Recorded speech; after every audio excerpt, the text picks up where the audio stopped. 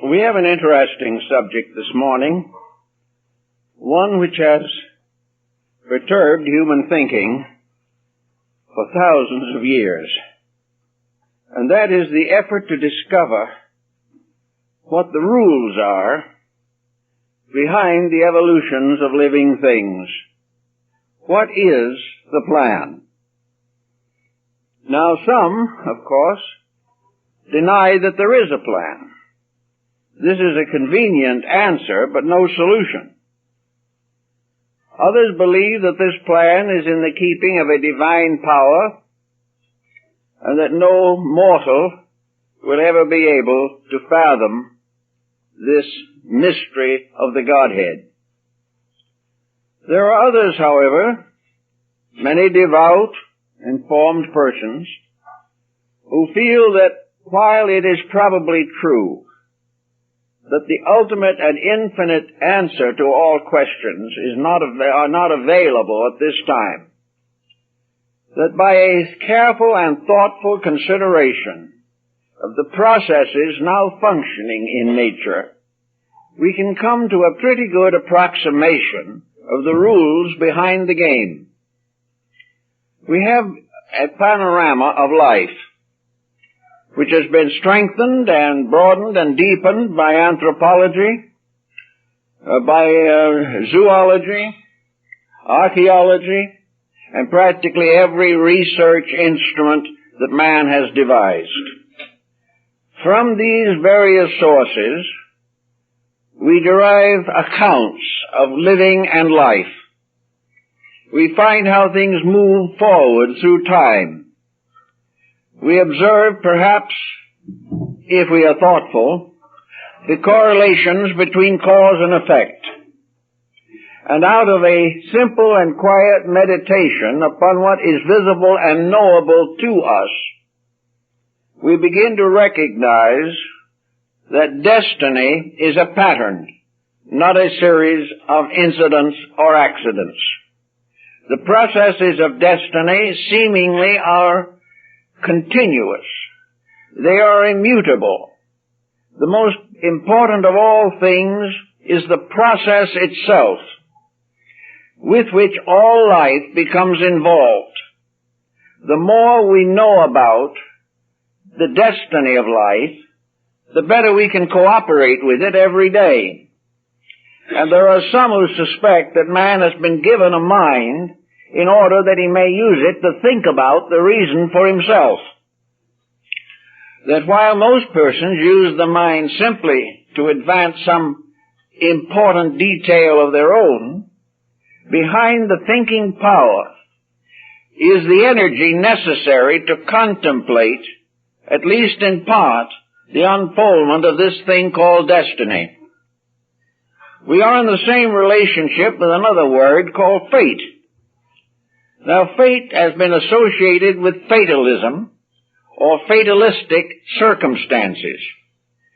And this idea that there is a fatal necessity against which we cannot revolt and which we cannot transmute or transform within ourselves has led to religious fatalism, which is particularly obvious in the faith of Islam, in which fatalism is essential doctrine.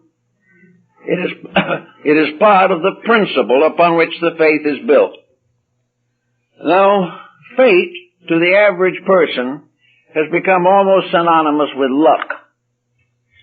Fate is something that happens for no obvious or practical reason, or the cause of it is something we do not wish to investigate. A good many things that happen to us we accept with reluctance, but we do not wish to try to understand why they happen. The reason we are reluctant to explore the causes of occurrences is that they would almost certainly remind us of defects in our own character. We would gradually be forced to recognize that ill fortune has to be earned, that it is earned by doing the wrong thing, sometimes with a good spirit and a fine hope, But if it's the wrong thing, it will not work. Therefore, it would appear that fate, particularly, is the expression of man's experimenting with the processes of living. Fate comes to us as the result of observing our own actions, or observing the actions of others or of nations, and observing how closely the effects follow their causes. There are broad patterns of, we might say, fatalism, expounded by the teachings of Oswald Spengler, who points out that there is a constant relationship between events, and that similar causes always produce similar consequences. The consequences may be modified by time or place, and will differ in detail because of nations or races or cultural structures. But in essence, a certain action will inevitably produce a correspondingly significant reaction. War, therefore, must result in war, not in peace. And why then do we say that this law of destiny is essentially benevolent? Because if war must always produce war, then war is eternal. And this we do not believe. If every mistake that we make results in another catastrophe from which we have learned nothing, and about which we make no thoughtful consideration, then the vicious circles of circumstances must go on indefinitely. They will not go on, however, forever. Indefinitely means for a time, because man is so constituted in himself that he cannot enjoy suffering forever. The mere thought of suffering in a purgatory or perdition forever is too much for him. And it is also obvious that the average person does desire to be comfortable. He wants to be as pleasant as conditions permit.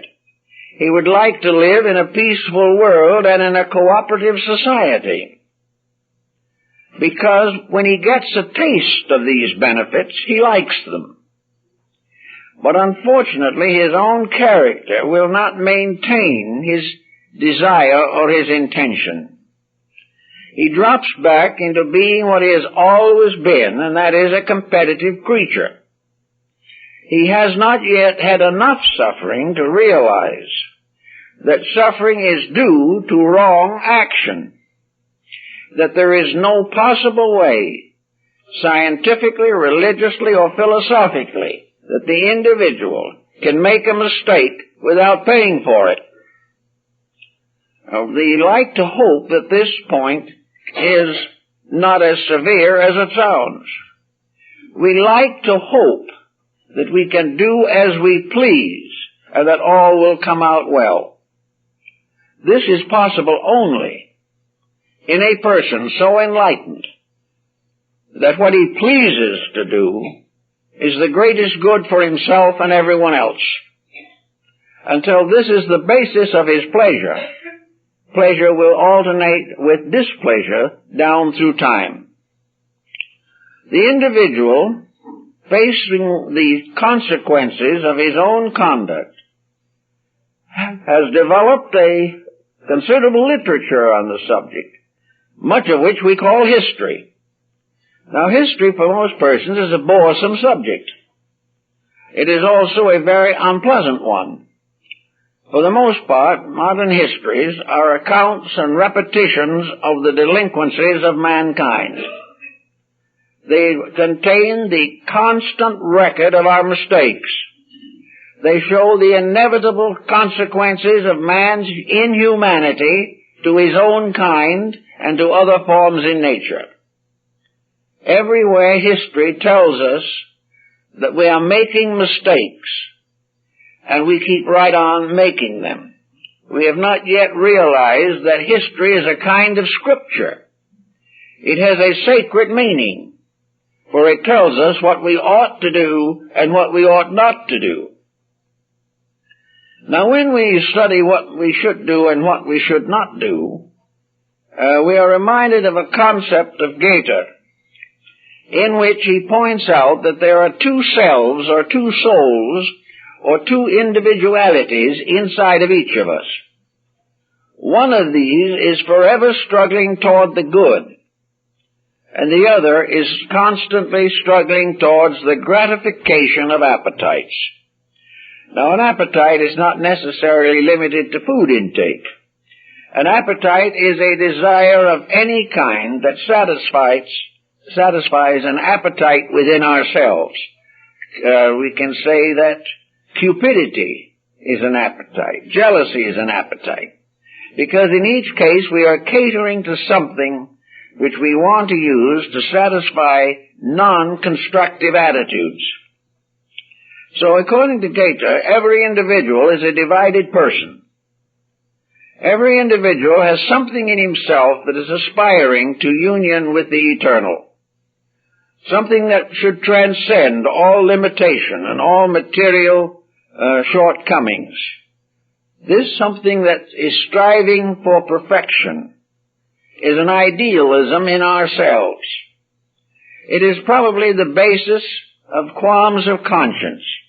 It also is constantly reminding us that we could do things better. It may impel us to unselfishness, or to kindliness, or recommend that we forgive our enemies. But the other being within ourselves is highly personal. If we have difficulties with others, this lower being does not wish to forgive or forget. It wishes to revenge.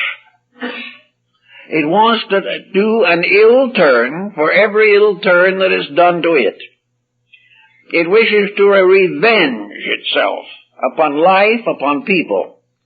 And where it cannot pick out an individual to be the subject or object of its revenge, it turns against society as a whole, trying desperately to get back at the world for any suffering that occurs to itself. So these two struggling within us constitute a basis of most persons' compound dispositions. Now in some, that spot which is struggling toward the beautiful and the good is a little dominant. It's making headway.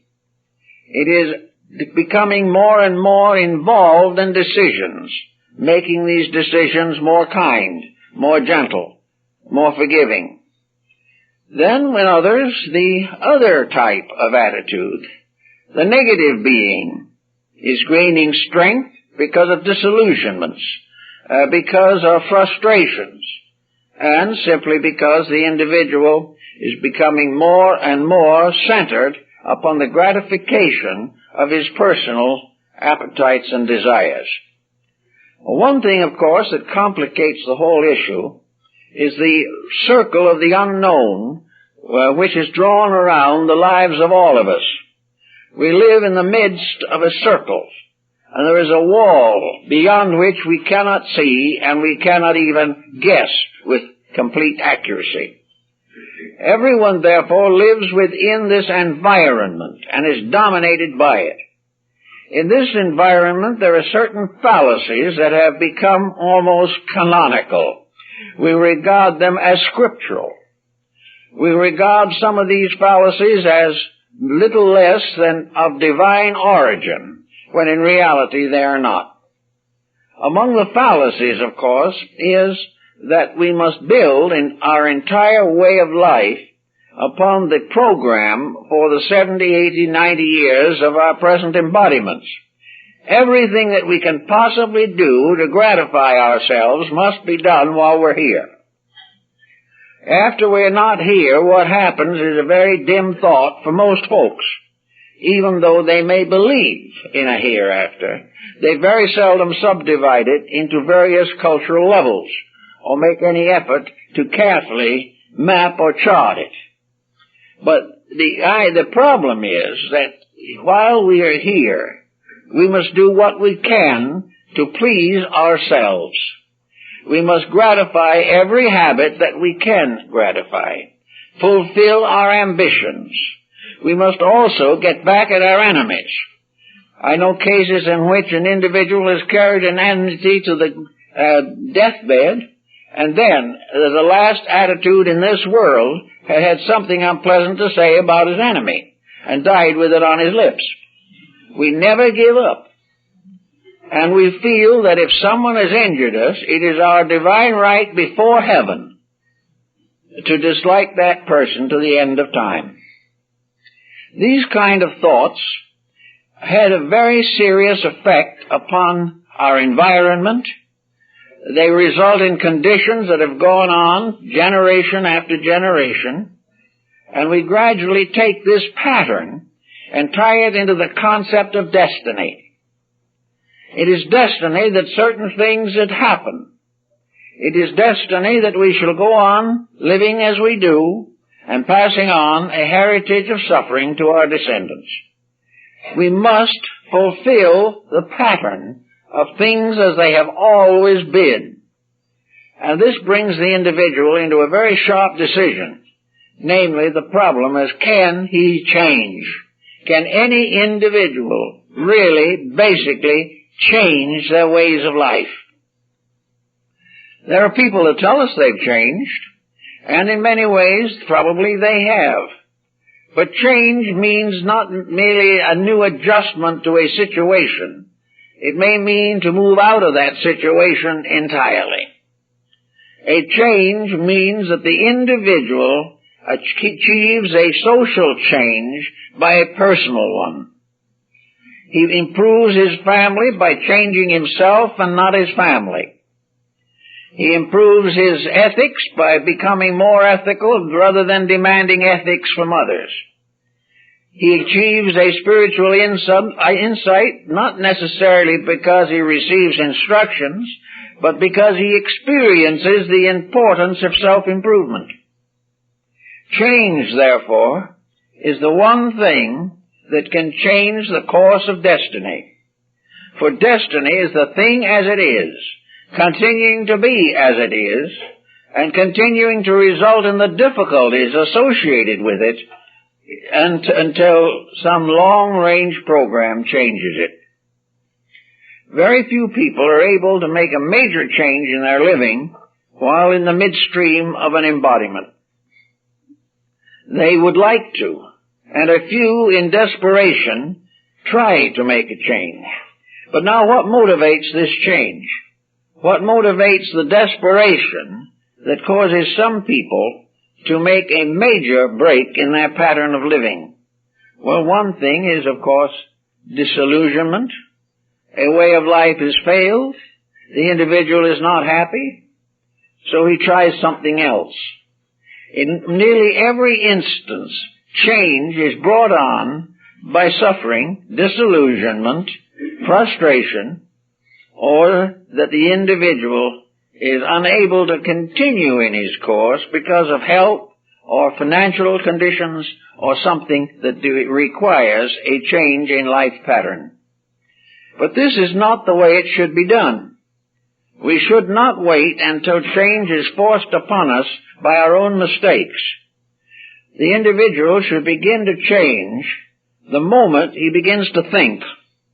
For every thought, every use of the mind should reveal elements of character, conduct, patterns, associations, relationships, which can be improved, and which therefore need to be changed from something less to something better. All of this means that change is a voluntary growth, inspired by the desire to be better, and not the desire to escape difficulty. It is not that we should live well because we fear pain, if we do not, but we live well because it gives us health, which is a positive achievement in itself. Whenever we grow because we can't endure our own way, then there is this grudging effort that makes no alteration in our basic morality and ethics. We are simply reluctantly giving up a bad habit that we would prefer to keep if it was not so difficult on our dispositions. We would like to make mistakes, only they become a little too painful. This results in a magnificent reformation of character. But very often this new character begins to find ways to make the old mistakes under new names. Getting around the old pattern, it starts in and repeats itself, probably throughout the rest of life. There is only one way, therefore, that destiny can be changed. Prayers to heaven to change its ways are not effective. The universe will continue, and it will do what it has always done because that is the best for all living things. The problem man has to face is how long will it take him to recognize that nature's ways are best. One of the most common defects we have today is our desperate desire to reform nature. We have a feeling that the time has come when we are empowered to instruct God how to operate. We are quite convinced that the divine plan needs revamping. We know that at the present time there's a little difficulty about ourselves in relation to this plan. Therefore, we would like to explain to deity why we are right and he's wrong. We would like to make it clear that we are going to pick at him if things don't change. So, as you may remember in a little book that was written years ago called Heavenly Discourses, there was a picketing, presumably, in heaven. But whatever it is, it's man's rebellion against the things that he does not like. And the moment God disagrees with man, so much the worse for God, as far as man's thinking is concerned. He must, in some way, cause the universe to go the way he wants it to go. And he tries in some ways to explain that that is also why God wants it to go that way. But it is hard to prove that God wants man to keep on forever doing things that hurt man. Disfigure his career, destroy his resources, impoverish his environment. It is difficult to believe that God wants this, or that God wishes man to suffer as a result of it. Man does not suffer because God wants suffering. Man suffers because of his own mistakes. And when these mistakes come back on him, he declares to be a misfortune. In other words, it is something that shouldn't have happened. But the cause of it has not been corrected. And as the individual continues to keep on causing trouble, he will suffer. Now, this is a good form of parental discipline. Deity no longer stands as a wicked stepfather, punishing out of pleasure or conceit, but a wise parent that realizes that every child needs discipline. So the universal plan is built upon discipline, and discipline is the one thing the average individual would like to get rid of. He does not want to be disciplined. And yet a child who rejects discipline in his teens will blame his parent for not giving it to him when he reaches 30, because he cannot live without discipline. And where he is spoiled, he is damaged. Now what we would like is for heaven to spoil us, every one of us. We would like heaven to do just what we want. We would like heaven to make happy, wealthy people out of everyone. Heaven should not permit any evil to confront us, any problem to face us. Heaven should be a kind of paradise. Well, according to some of the old accounts, it started that way, but something went wrong. And the thing that went wrong always is disobedience. And heaven will not tolerate it. Now, heaven doesn't pick out anybody for revenge or something of that nature. Every process of nature, every moment of our own lives, we are operating within a network of laws. We only breathe because of laws. We only have bodies because of laws. We can only think because of laws. Every single action, thought, emotion we possess within ourselves as faculties or powers are all under laws. Every one of them is subject to a right and wrong use. These laws tell us that the processes will work smoothly and properly if they are not abused. If, however, we disobey rules, then a whole group of faculties go out of equilibrium. The individual who becomes a narcotics addict is destroying a whole group of law patterns which he needs for a successful life. He is damaging himself. No one is making him do it. We may say that he is beginning at a time when he's not wise enough to know what to do. He is over-influenced by others. That is the reason why the growing person, the immature person, must be given adequate discipline, parental control and direction. And this may be a very difficult job. And in some cases it's impossible. But where this fails, then the state has to step in and complete the discipline. Because the individual cannot be permitted to live an undisciplined life and expect anything but disaster. So this is what we call destiny. This destiny is ourselves catching up with ourselves. It's what we have set in motion finally coming back upon us. The blackbirds coming back to roost under our own eaves. This problem, then, is that destiny can be changed. Destiny does not have to act this way. And the old astral theologians had much to say about this. Ptolemy pointed out in astrology that there is no inevitable destiny. There is no way in which fatalism can be interpreted into the human process. The only thing that we call fatalism is that once we have made a mistake, we must face the consequences. No mistake, no consequences. A good action, good consequences. A corrupt, negative, or destructive action, a bad consequence. This is immutable. This is inevitable, and there is no way to avoid it. And it sometimes takes a lifetime to learn this, and it may take 50 lifetimes to learn it. We may come back again and again hating society because it will not fulfill our wishes.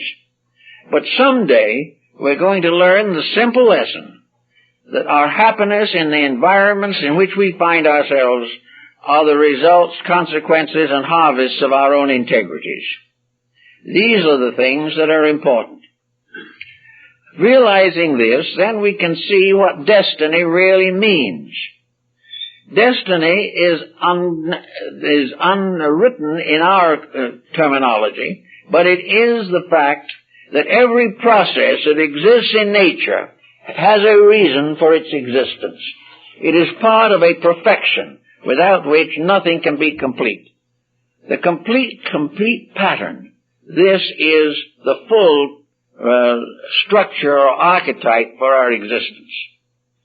Within this grand archetype are innumerable small ways of existence.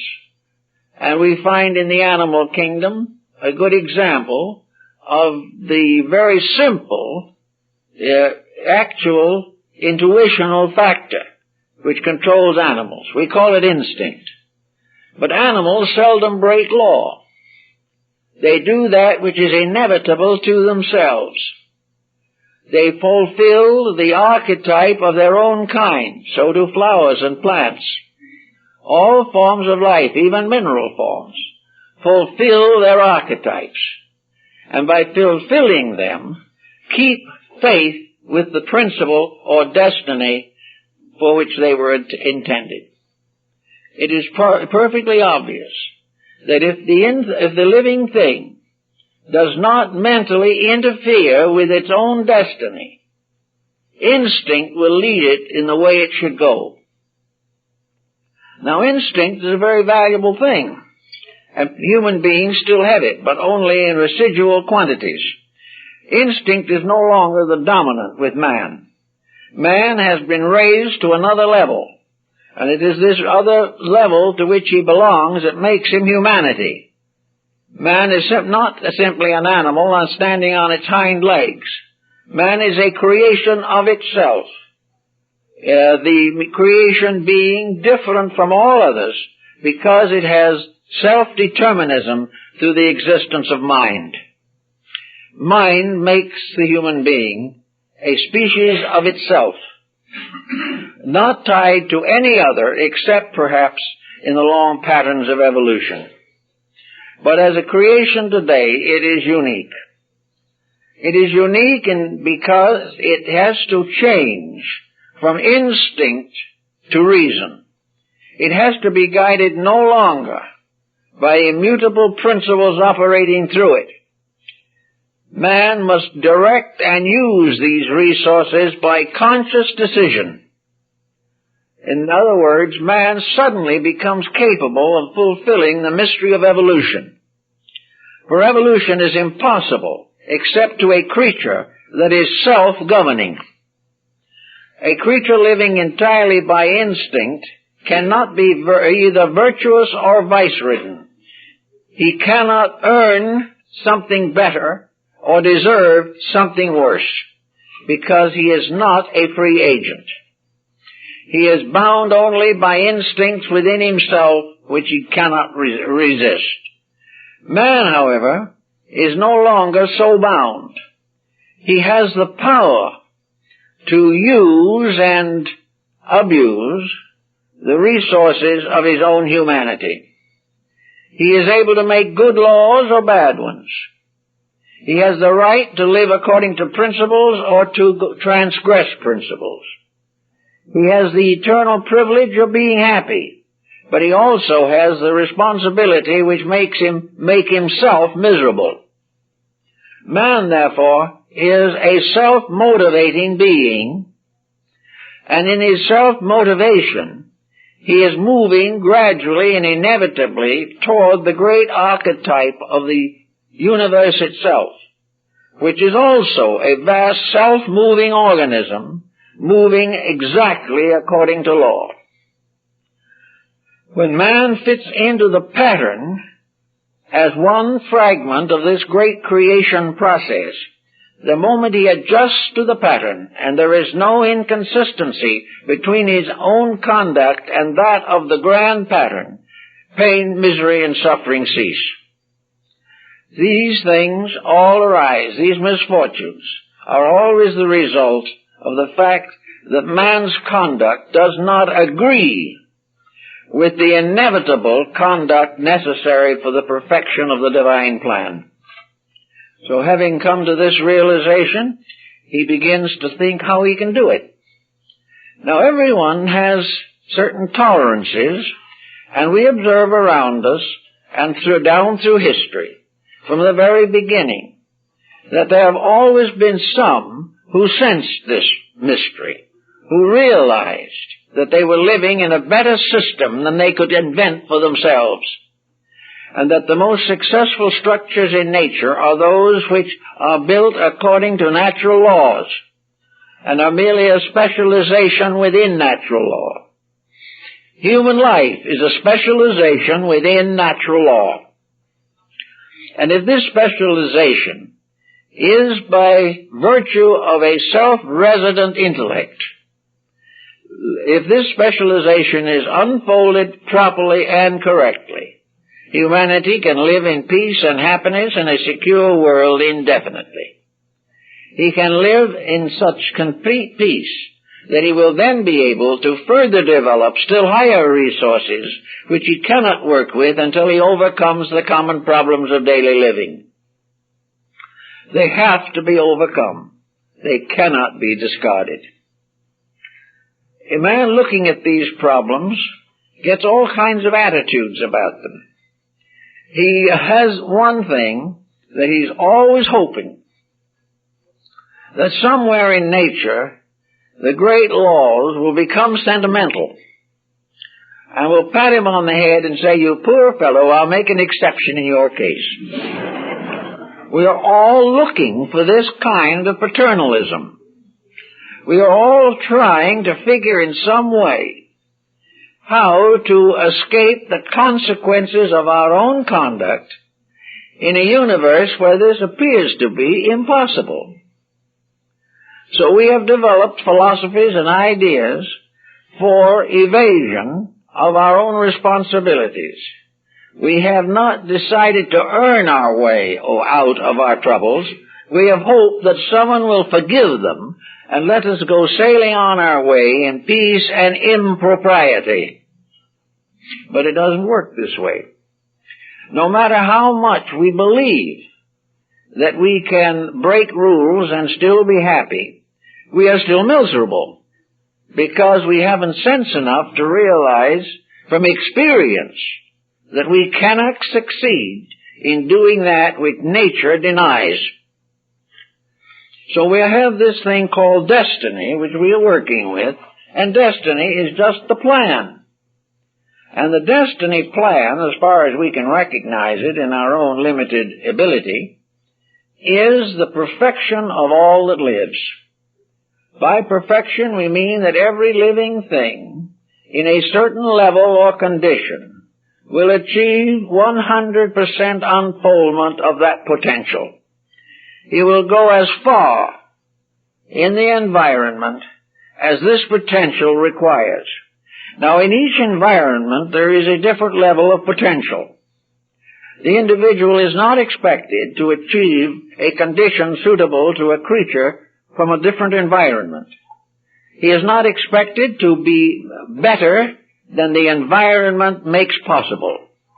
But the environment in every case proves itself by the fact that living things gradually, through their own conduct, so discipline themselves and the environment that they achieve its final graduating mark. They graduate with honors when there is nothing in their own conduct that conflicts with the environment. There is no longer any part of man's human endowment that is not humanely unfolded. When he has to do something else on some other level of unfoldment, then that will be another time. But in order to graduate from this level of education, he must graduate because he has learned the lesson and turned in an adequate dissertation. He must have graduated because he has learned the lesson that this environment requires. And he can never learn the lesson by resenting it. He can never look upon this lesson as a hardship, a burden, or a crime, or some indication that God does not love him. The truth of the matter is that the Lord so loveth man that he gave him these problems to face. He expected the final product of the divine creative process is that the individual shall achieve integrity, that he shall come to grow into the likeness of the divine plan of which he is a part. Now fate comes in with another little contribution to this pattern. Man, without any particular recognition of the law of cause and effect, many people talk about it, but very few live as though it meant anything. The law of cause and effect does have certain relationships to conduct. And when an individual makes a long-range mistake, he may at the same time cause a short-range dilemma. We do something wrong, we think it's all right. One of the reasons we think we can get away with it is because we know someone else that did. And the fellow that we thought got away from it, we haven't seen in years, but we assume that he is still going gloriously on his way. When the fact of the matter is, fate has probably caught up with him also by this time. No one can escape the fact that you do something, and something happens as a result. What happens as a result may be misfortune. But misfortune is not something that is accidental. Misfortune is something that has to be part of a plan. Now, nature in its various processes has many plans we do not understand. This we take for granted. We do not understand much of the confusion of our present day. We do not know why things have to be as they are. We do not understand why there has to be social injustice, or all this type of thing. So we go out and we picket and we try our best to present our displeasures to representative leaders and order them to change. But this is not the answer to anything.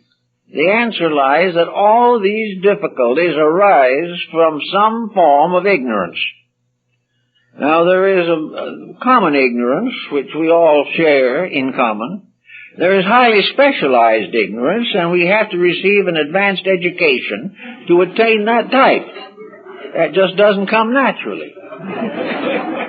There is a kind of ignorance that arises from simply refusing to think, or of having become very carefully learned in something that isn't so. All of these things affect our thinking. But whatever it may be, most of our problems arise from ignorance. And anything that is selfish is ignorant. Anything that seeks self-advantage at the expense of others is ignorant. Maybe ignorant cum laude, but they're still ignorant. Whenever we do it wrong, we are ignorant. Now, if we do it wrong because we don't know any better, that is simple ignorance. If we do it wrong and know better, that is compound ignorance. But regardless of what it is, an individual who breaks the common laws of human integrity is ignorant, and vice is one of the byproducts of ignorance. There is therefore no way in which the things can change into what we want them to be until the tendency to seek ulterior advantages is overcome. We are not sure what level of wisdom or ignorance is leading all this, but one thing is certain. We have for thousands of years been wrong. We have been wrong in our basic attitudes. We have been so wrong that in several thousand years we have had several thousand wars. We have depressions and all types of financial disasters. We have had innumerable inquisitions, massacres. We have had the pillaging of peoples, the destruction of properties.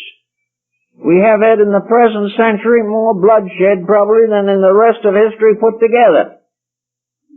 And these things are all monuments to something that is tremendously and fundamentally wrong. Now, as the mistakes get bigger and bigger, the penalties get heavier and heavier. If we do not correct these mistakes, there is no use shaking our fist at heaven or declaring that destiny has moved against us. The truth is, we have moved selfishly and self-centeredly against destiny. And this cannot be done. It seems too bad that the human being, having been given a mind, has been so reluctant to use it intelligently. He would like to use it only to advance his own cause. And he liked to think of having a life in which he can do as he please, can think as little as possible, because that's a great strain on his nervous system, and will depend upon righteous, genuine, enlightened, and virtuous leaders to do all his thinking for him. This is one of the great errors of our time. It cannot be done. So we come to an environment in which young people come, and from which the older depart, and everyone is in trouble. It looks as though we are ill-starred. We are reminded of the fact that the word disaster means disaster, evil star. So we all think of disasters as coming from the heavens. A planet is doing it to us. But the planet can do nothing to us except fulfill what we are doing to ourselves. It can strengthen us toward the right or the wrong, according to our own integrity. There are no ill fortunes in the ordinary sense of the word. There are only lessons that have to be learned, and lessons which we resent learning.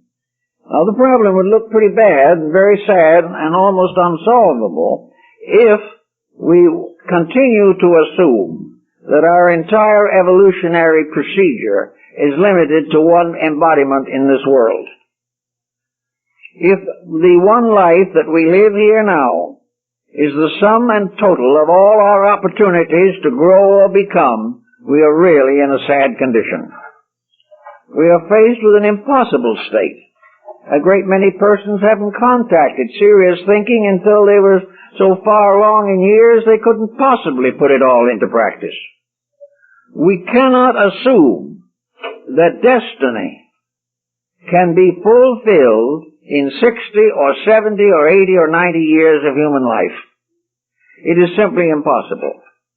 Destiny is as great as creation itself. Destiny moved into manifestation billions of years before the creation of our universal system. Destiny is something that extends from the infinite past into the infinite future. It is something so big that there is no possible way of capturing it completely in even the destiny of a solar system. It is much bigger than anything of this kind. Obviously, therefore, the individual cannot accomplish a perfect adjustment with processes, many of which have not yet even come into manifestation. 1,000 years from now, there will be adjustments necessary which we do not even know about. And individuals will have to continue to grow into patterns that we can't even imagine. So that destiny is bigger than we are. Destiny, however, has still the same problem to confront us, namely that we've got to learn. And the only possible answer is that we have to think of ourselves as eternally living. We have to think of ourselves as creatures that have a destiny long enough to accomplish the perfection of ourselves. Now, this perfection of ourselves is not in order that we might take a leading aristocratic part in this plan of things. Perfection of ourselves means that we shall be completely united to the divine purpose, that we shall live for the fulfillment of the infinite truth and not for the glorification of ourselves. But it is also true that this requires more opportunity for growth than can possibly be captured in a single lifetime. Destiny also has to step in to regulate this on account of the relationships of living things, which constantly vary and change due to the actions of human beings themselves. Therefore, if we create a war and thousands of young men and women die, children and villages and towns are destroyed, it becomes obvious that those who have perished have in some sense of the word been taken out of the world of opportunity to learn. They have been frustrated of their right to a life. Many of them will never have the opportunity of parenthood or maturity or the achievement of wisdom or the completion of education. And those that survive, many will starve to death or suffer from plagues and pestilences. Therefore, nature has to recognize the simple fact that in the large pattern of things, no one is deprived of anything. Therefore, the person who apparently is deprived is only deprived by our selfishness, which fortunately cannot really touch the other person. We may try our best to destroy him, but all that we do is destroy ourselves. The life of this other person will go on and be perfected and completed and fulfilled just as surely as it was cut short in this embodiment. Nature has therefore the large school And the best we can say is that our days here are merely days in school, and that each incarnation is kind of like a term or course in study. We are going to go on into the university of the infinite. We are going to keep on learning until we have learned. And the proof of the learning is that we have perfected our own integrities and perfected our own level of moral values. There is nothing going to stop us.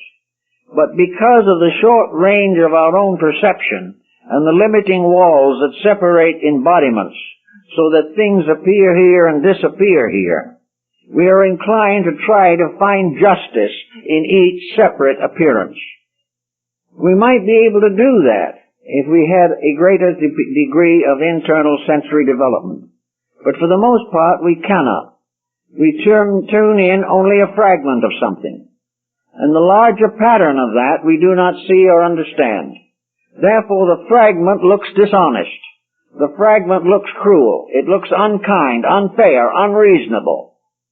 But it's because we can see only the fragment. In the large pattern of things, there is no dishonesty, no mistake. Everything is working together for the ultimate good of all that lives. It is heaven that has to decree these things. It is man who has to accept. Now, the man, as he grows older, and humanity as it becomes more mature, gains certain insights into acceptances. Thousands of years ago, there were enlightened persons, a few. Some of them were leaders of our own race and kind. Others were teachers from other realms. But there were great systems of instruction established. Probably the most important of these systems was the system of the mysteries.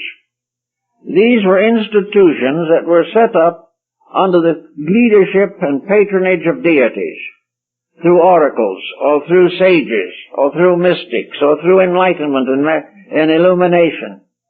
These systems had a key to the problem, and they accepted into their groups those that had a sincere desire to cooperate with the divine purpose of things. There have always been some who realized the facts, but they were few in number in comparison to the body of humanity. And those who had the facts and tried to preach them and teach them were often heavily penalized. The individual who is ambition-ridden, who is wealth-dominated and obsessed, will turn against anyone or any system which threatens his superiority or security.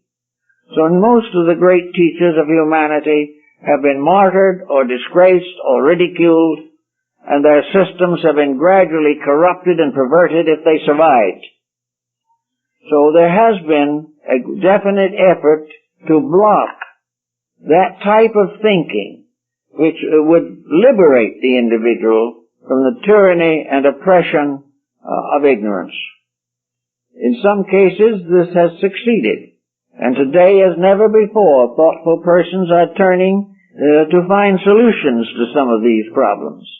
They want to live better. They are trying to. And the moment this effort is made, there is a distinct change in the social structure of mankind. Today, probably, there is greater emphasis upon an effort to find some working solutions than there has been in the last 1,000 years. And that is because the problem is bad. Evil has come upon us. And we are beginning to wonder how we can change ourselves and thereby change our destiny. This is the answer. In changing ourselves, we change all things.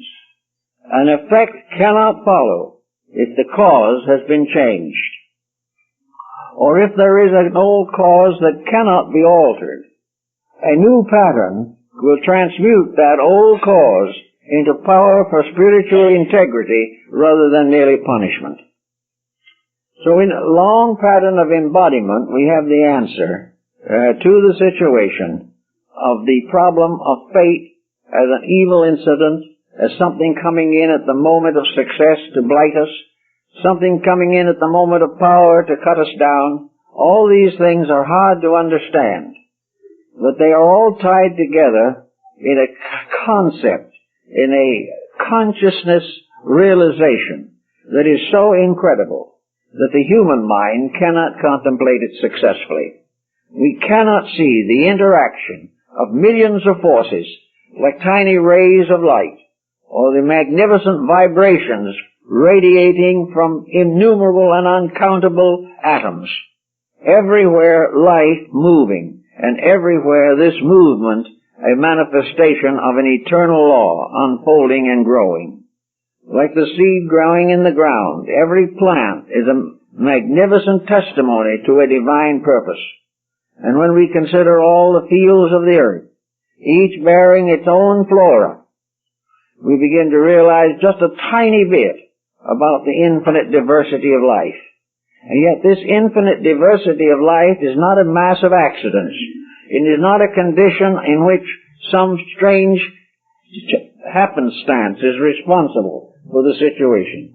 It is all the unfoldment of one basic principle that will go on unfolding through the end of time.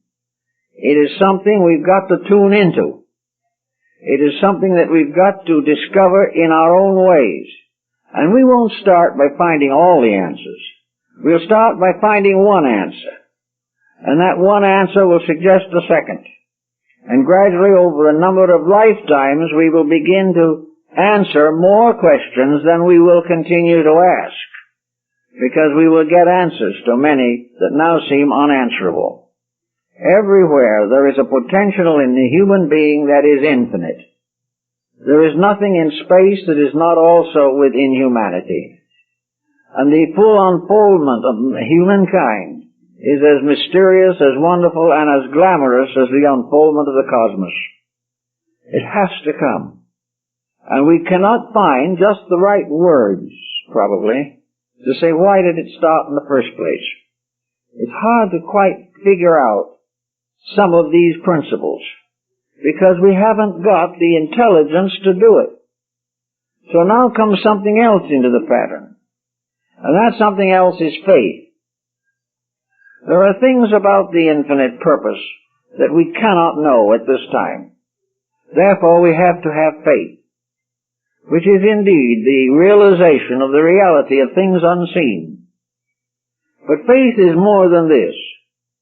Faith is the individual gaining confidence concerning the unknown by gaining understanding of the known.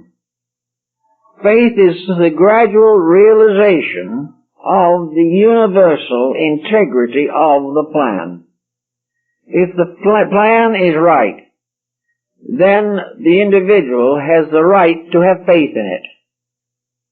If man can convince himself that he is a purposed being and not simply some kind of a biological byproduct, if man can realize that birth, life, death, and rebirth are great truths of existence, then gradually faith is strengthened.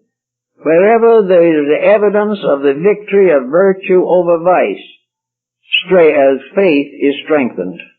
Wherever we see a divine dedicated purpose gaining support, we know that faith is increased.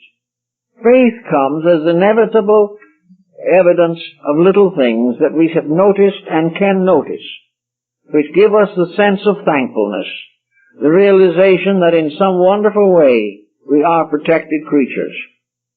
And faith also finally gives us a large inscription upon the wall of space, namely that while we do not know it all, what we do know tells us that what we do not know is good. That all things are essentially right. That what we do not understand, when we do finally understand it, we will find that it is beautiful and good. That we will never come to an understanding that the universal plan had evil in it. We will never be deceived that evil arises from immutable purposes, but that evil is what it appears to be, simply a reaction to ignorance, superstition, or fear. That ignorance and superstition have burdened the race forever, up to now. And fear has made us the victim of almost every tyranny imaginable. Yet all these things are illusions. The illusion is the evil. Good is the reality. But we cannot quite make the adjustment to so vast a concept. So we really don't have to at this moment. If we will begin to simply accept that we are responsible agents, that we are part of something, that we are living in a universe in which we have a part to play, that we live on a planet which we can help to save. We live in communities which we can lead in better ways. We are surrounded by problems of our own making, and we have the right to solve them. We have the right to do that which is necessary to correct the mistakes that we have made or which we have inherited from our ancestors. There is no fatal necessity in the stars. There is no fatal necessity in conditions as they are. Anything that needs change can be changed, but only if the individual himself realizes his own responsibility and is willing to cooperate with a higher level of ethics than has brought him to his present dilemma. So the universe is interested in producing the ethical creation. It is interested in producing a universe of value. It is interested in the gradual perfection of all life, in order that that life may go on far beyond anything that astronomy knows about at the present time. Astronomy today is reaching out into space. It is reaching out into galaxies that we never knew existed. If we can get some bigger telescopes or stronger ones, or have greater ability at using electrical means of magnification, we will probably keep on having more and more stars. And maybe we'll finally come to the edge of the whole business. And when we get there, we will have a moment of triumph until we develop the next larger lens and discover that what we have found is only one of innumerable completenesses of life, so vast we can't even think what they are. And yet this is all on a level. This is all physical.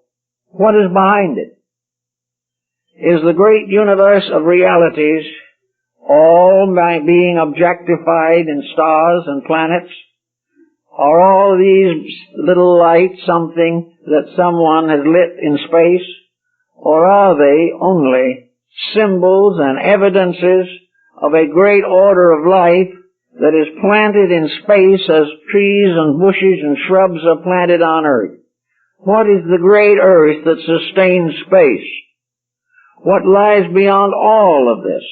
What lies beyond the magnitudes and immensities of the physical existence? Science gradually getting more and more involved, but no solution yet. There is yet no solution for why these lights are there in the first place. We may count billions of stars, but why are they there? How did they get there? What is the reason for them? The ancients believed that the star-strewn heavens was nothing but a beautiful jeweled robe concealing the true structure and nature of the infinite. That the infinite is not an infinitude of stars or suns or moons. It is not an infinity of microbes either. The infinite is a tremendous reality beyond our conception. In the Bible it says that the waters which were above the firmament were divided from the waters which were below the firmament. We are now exploring that which is below the firmament. But what lies above? What is it that from which all these worlds are suspended? What is the great light that lights 100 million suns? We do not know. But we do sense that our own destiny goes in that direction.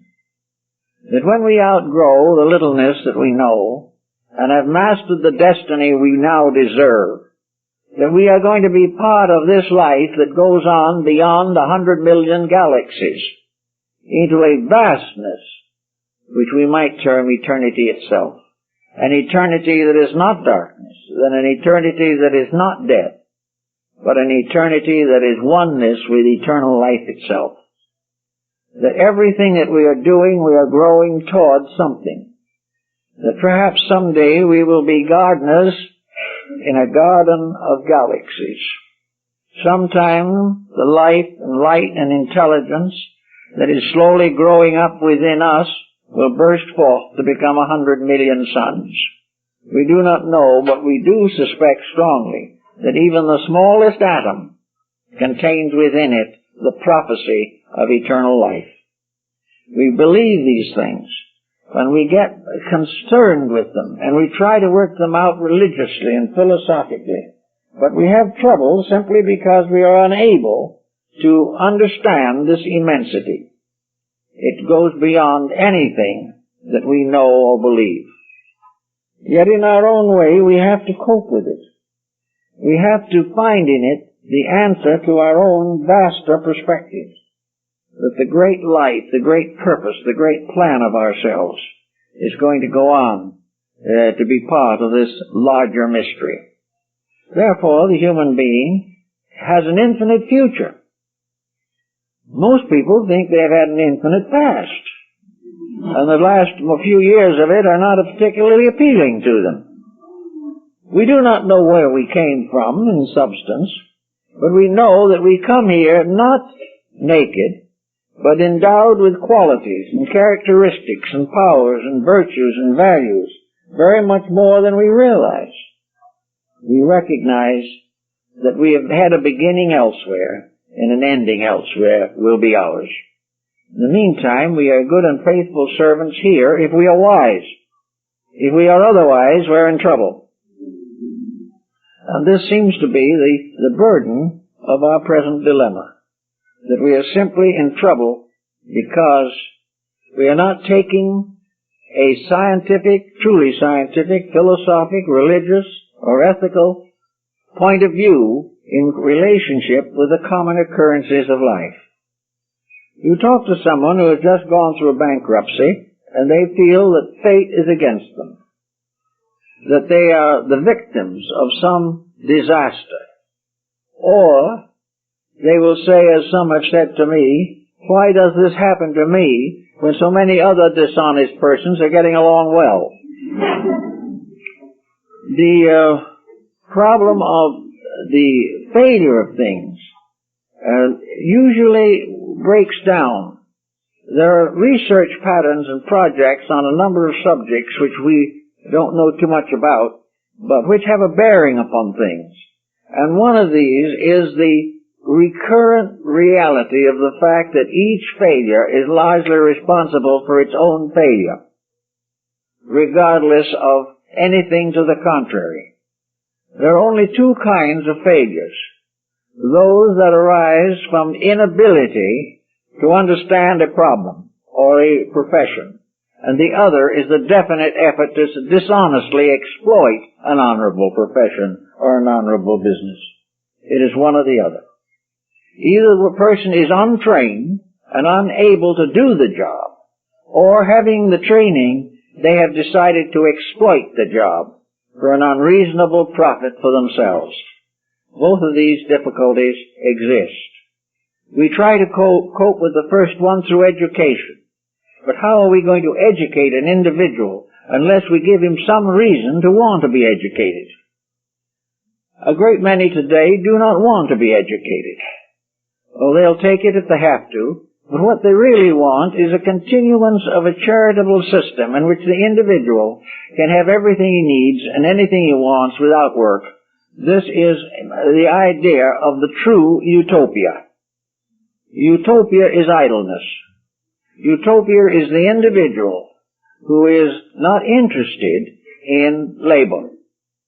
Now we can say that we can prove by our civilization that people who do not like to work and do not work seem to succeed in many instances quite well. But then study what happens. Study the records. Go to a successful psychiatrist who is working with these people, and you will find that each individual is the source of his own trouble. Now this we hardly like to admit, but it's healthy to admit it. And a person who has a philosophical point of view or a spiritual conviction should realize this. This doesn't mean we have to go out and hang our heads in shame. It means, however, that we must begin to search in ourselves for the causes of the troubles that beset us. And they're in there. There's something that we are doing wrong that brings this ill destiny upon us. There is something that we want we shouldn't have. There's something we desire that isn't good for us. We have not as yet the courage to do that which is best.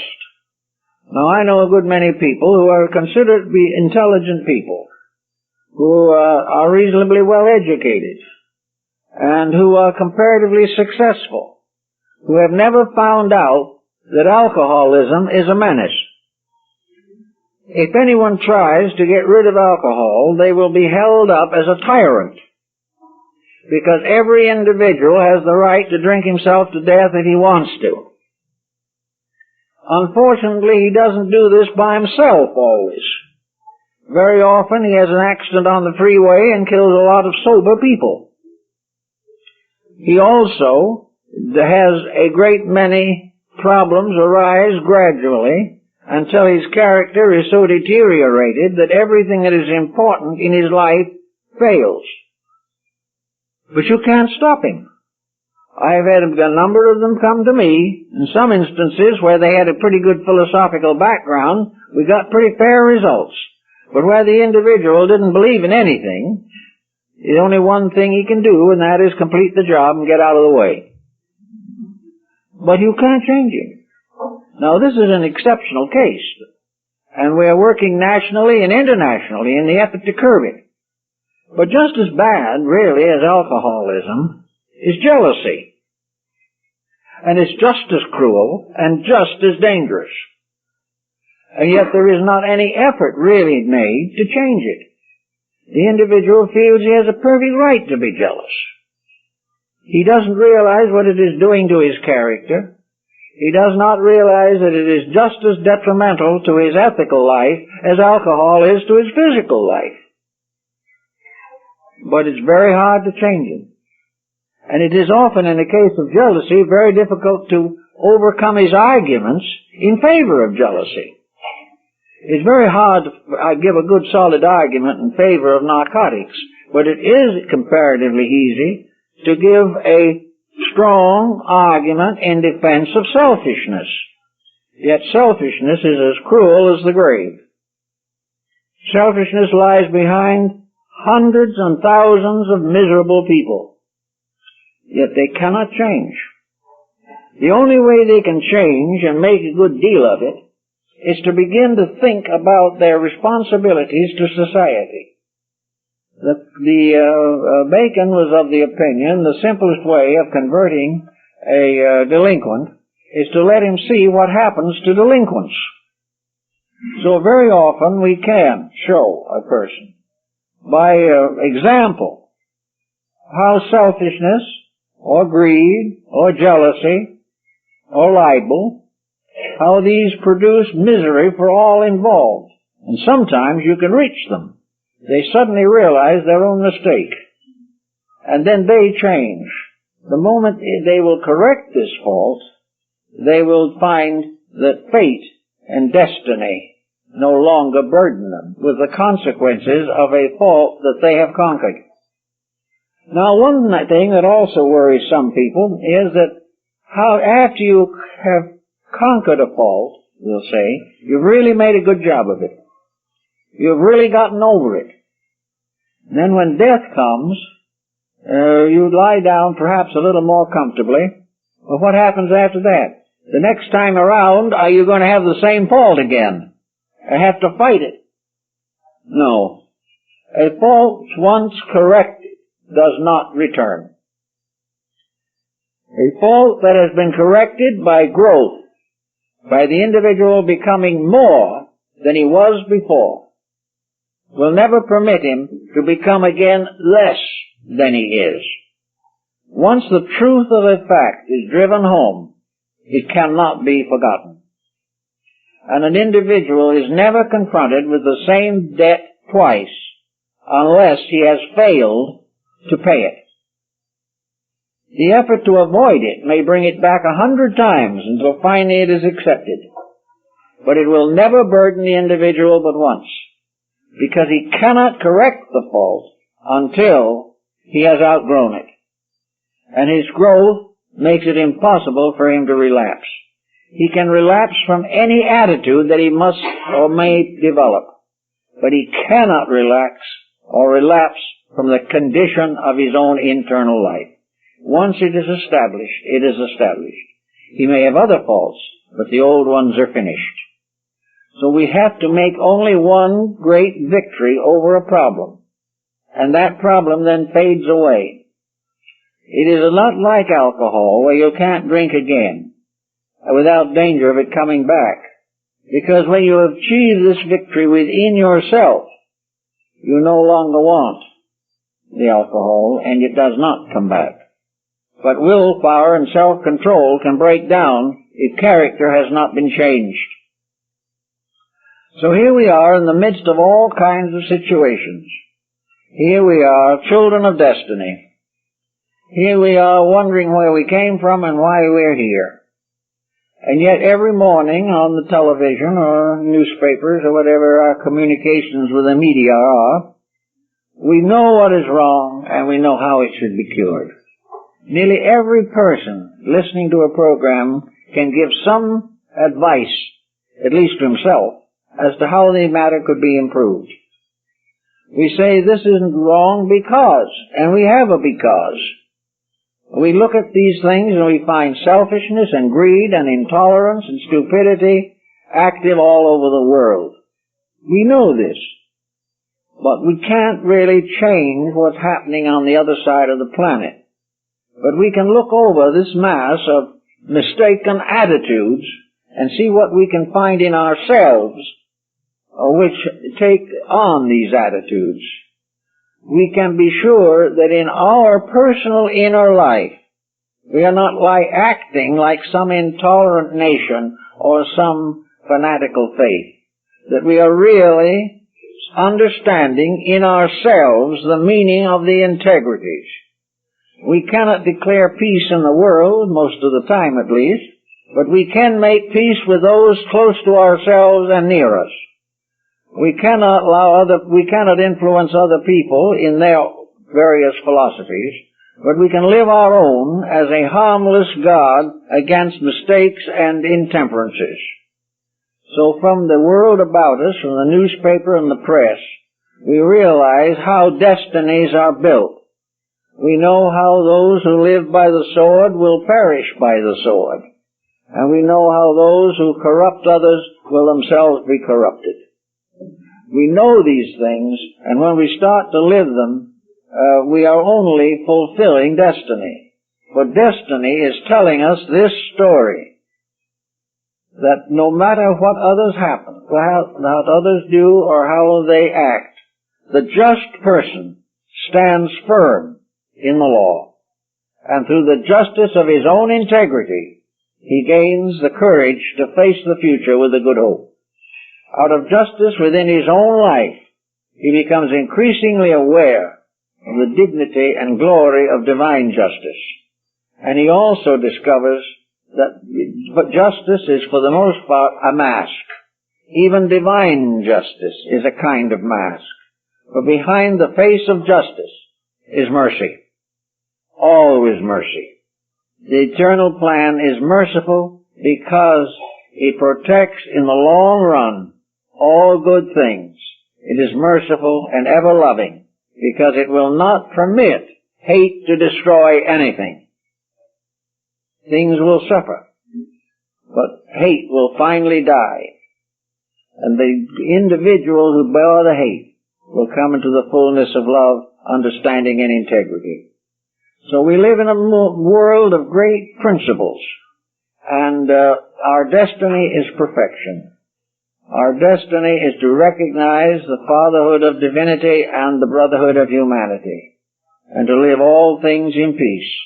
This is the destiny.